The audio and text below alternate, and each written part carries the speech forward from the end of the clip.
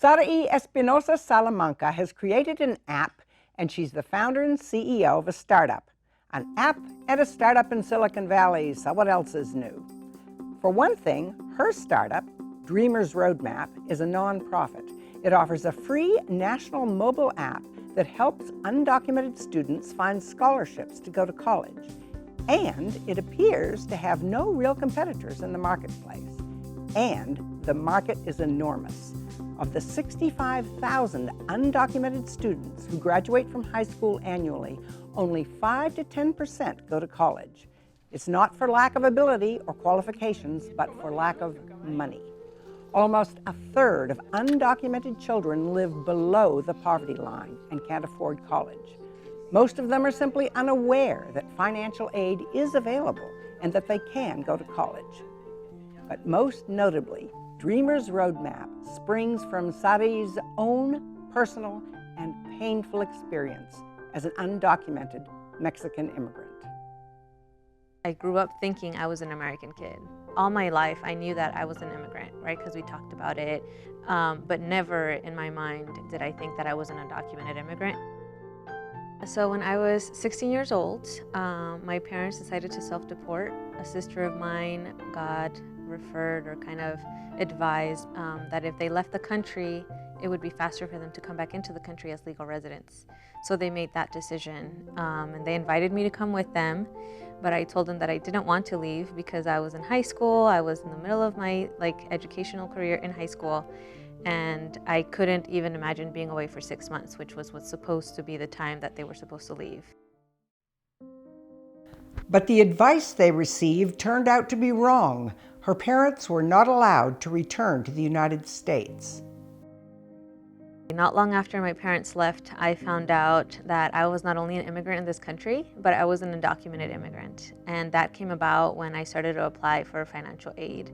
And I received a notice that I had to fill out my Social Security part. When I went to my counselor and told her that I didn't have that number, she told me that people like me couldn't go to college because I was undocumented. I felt that I was the only person in this country that was undocumented that was trying to go to college because nobody was talking about it back in 2008. I thought I was the only one. When I found out that I was undocumented, I was still trying to put the pieces together of what that even meant, right? So one of them was I can't go to college, then was I can't work, or it's very hard for me to find a job because I don't have authority to work. And then just other than that, it was like, well, who am I? What can I do as an undocumented immigrant in this country?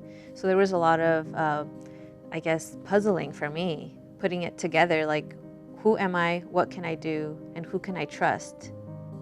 So after graduating from high school with honors and not being able to have a clear path into college, there was a lady from my church, out of all places, that reached out to me. She knew me since I was very young, since we got here from Mexico. So she asked me where I was going to go to college. And I told her, you know what, hey, I'm not going to go to college. Please stop asking me. It's really hurtful for you to ask me. And the reason is because I'm undocumented and I can't go and I can't afford it. And that's when she told me that her son was a counselor at Tianza and he would help undocumented students like me go to college all the time.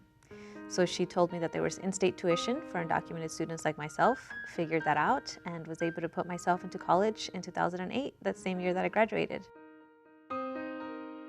Not long after I started community college, my father got diagnosed with cancer back in Mexico, and expenses started to get very high.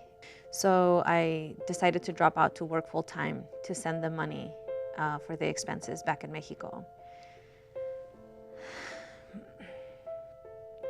Not long after that, he passed away. So when my dad passed away, I told my mom that I was going back to Mexico. I'm like, that's it. The whole reason why I was trying to get an education was to give you guys a better life. If my dad has passed away and now I don't want you to go through this alone. Again, she told me to stay. She's like, you did everything that you could when he was here. We appreciate your support. Not long after that is when DACA passed, which gave me the opportunity to apply for a work permit and to be in this country legally for 2 years. I said I wanted to go back to school. But when I went back to school, I wasn't gonna shy myself for my fullest potential, if you will. And I was gonna do everything in my power to help other students, one, know that they could go to school in the situation that I was in, and two, remind them and let them know that they do belong in this country. It started with this blog and me putting local scholarships onto this blog, letting other people know these are the scholarships that got me in and they can help you. I hope they can, and here they are. And yeah, in 2014, the competition opened up, Voto Latino Innovators Challenge, and it was asking anybody in the country to solve a problem using technology to solve it. So I pitched my idea and I made it to the top 6 in the country. And I went to DC, pitched it in front of the judges. Mind you, with no tech experience of coding or anything, I did my demo on Word using shapes. Just grabbed a phone from Google, put little shapes on top of it. And I said, this is what the app would look like. It would serve all of this population. I went through this a couple years ago. Thousands of students are going through it today still, and no one is doing anything about it. And I have the solution, and I want you to support me to fix it. So I won first place in the country, and I came home with $100,000 to be able to launch my app.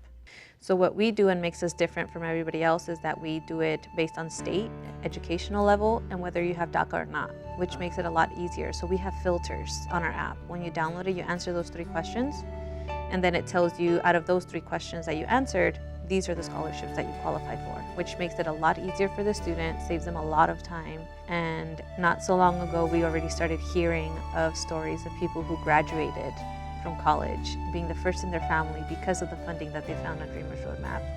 And that just fills my heart with pure joy. On July 2015, I finally became a green card holder. So not long after that, I was already very pregnant also. That's another big thing that happened in 2015. I was pregnant with my first child. I got my green card in July. And in October of 2015, I traveled to Mexico for the very first time after immigrating to this country over 20-something years and not being able to see my mom for over 10 years. We finally reunited in Tijuana, Mexico.